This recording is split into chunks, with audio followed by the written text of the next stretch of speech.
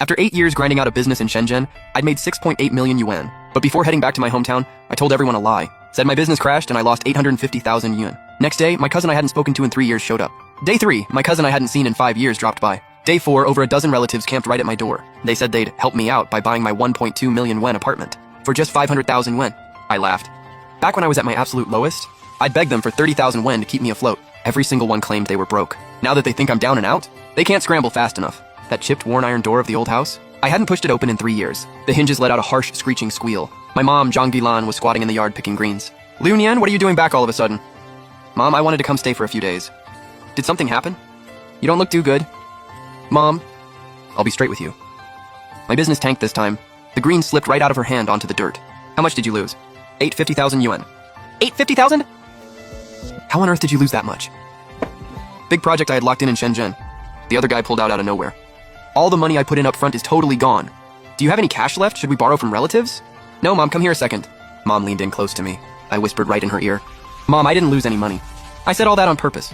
What are you going on about, silly kid? Shh. Remember 5 years ago when I first went to Shenzhen? My company only had 2,000 yuan left in the bank. I asked my cousin for 30,000 yuan. He said his restaurant had just been renovated. I asked my other cousin. She said her husband just bought a new car. I asked third uncle. He flat out said no. Mom fell silent. Back then I could barely pay rent. Mom went quiet. I could barely make rent back then. In the end, friends bailed me out and I pulled through. I looked my mom dead in the eye. Now I want to see what happens when they think I'm broke.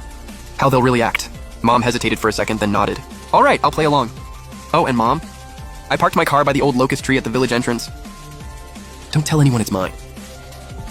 That night, I lay on the old wooden bed I'd slept in as a kid, tossed and turned, couldn't fall asleep. The cracks in the ceiling looked exactly the same. Like a dried-up riverbed, stretching from the light bulb all the way to the corner.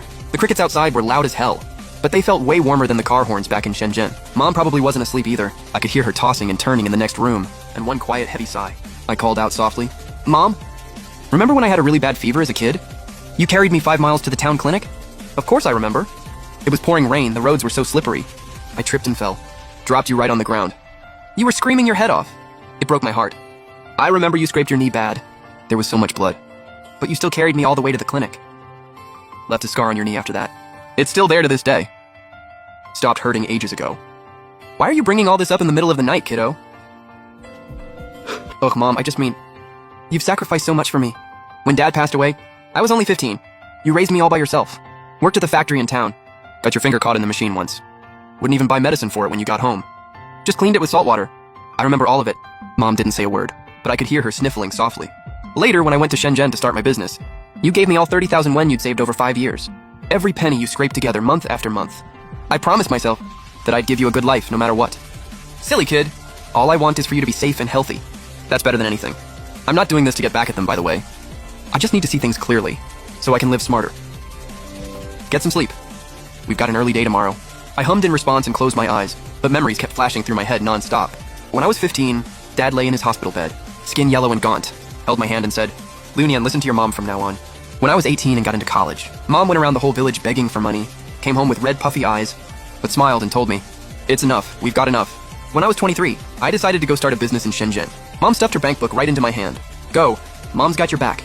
Those memories stabbed at my heart like knives, but they also made me more determined than ever.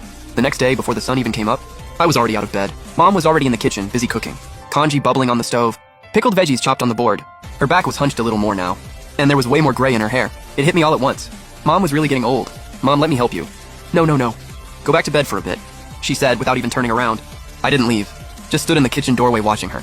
The stove fire lit up her face, and those wrinkles were carved in deep as knife cuts. I said quietly to myself, Mom, from now on I'll take care of you. After breakfast, I headed to the town market. No sooner had I walked in than I ran into Aunt Wang Shuying, my dad's second brother's wife. She hurried over with her vegetable basket. Well, if it isn't Liu Nian. Heard you were back in town. Your company in Shenzhen's doing pretty big, huh? I sighed. Don't even get me started. Auntie, I lost a ton of money this time. Came home to lay low for a bit. She leaned in immediately. How much did you lose? 850,000 yuan. 850,000? She sucked in a sharp breath, loud enough that people at the nearby stalls all turned to look. Oh my goodness. Auntie, don't tell anyone else, okay? I don't want my mom to worry. Oh, of course not, won't say a word. She nodded over and over. I grabbed some groceries and turned to leave. I'd only walked a few steps when I heard her whispering to the person next to her. Hey, you hear about this? Old Shoes kid Liu Nian lost 850,000 in Shenzhen. This is gonna be good. At 2 p.m. that afternoon, third uncle Xu Jian, she showed up with a bag of fruit. Liu Nian heard you were back.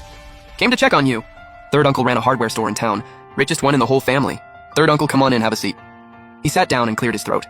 Liu Nian, kiddo? Heard you lost a bit of money this time. Word travels fast, huh?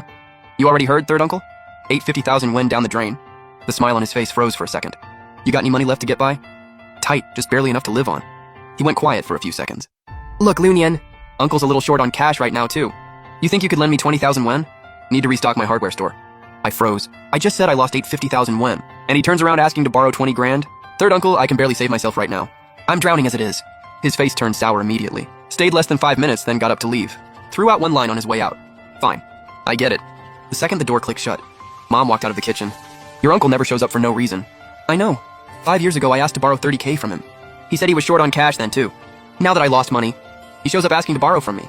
7 a.m. on day 3, Aunt Li Kuihua and Aunt Zhang Yulan showed up. Liu Nian, we came to check on you. Aunt Li was all smiles, super friendly. After they sat down, she got straight to the point. Liu Nian, honey, heard you lost a ton of money on your business. Yeah, 850,000 went gone. Aunt Zhang spoke up suddenly. Liu Nian, kiddo? Heard you own an apartment in Shenzhen? Shouldn't you sell it? Get some cash back? Yeah, I've been thinking about it. Aunt Li jumped in right away. How much could you get for it? Market rate's around 1.2 million wen. 1.2 million? The two aunts exchanged a look. Your fifth uncle's been wanting a place in Shenzhen. Why don't you sell it to him? Give him a family discount. Help out your own flesh and blood. How much was he thinking of offering? 600,000 wen. She said it like it was totally reasonable. A 1.2 million wen apartment, and she just cuts the price in half like it's nothing. Auntie, my place is downtown, great location. 1.2 million's already a steal. Her face immediately darkened. Liu Nian, why do you have to be so difficult? Your own family's trying to help you out, and you're over here nitpicking? I held my temper. 600,000 is half of what it's worth. That's not helping me. That's ruining me. Aunt Zhang got annoyed. Suit yourself then. They sat a minute longer, then got up to leave. On her way out, Aunt Li turned back and said, Liu Nian, you gotta learn to be grateful. After they left, I was about to step outside for some air when I heard footsteps at the yard gate again. I looked up. It was Aunt Zhao Shulan, my oldest uncle's wife. She was almost 70 years old. After my oldest uncle passed away 2 years ago, she'd lived alone in the old house at the east end of the village. She'd been closest with my dad.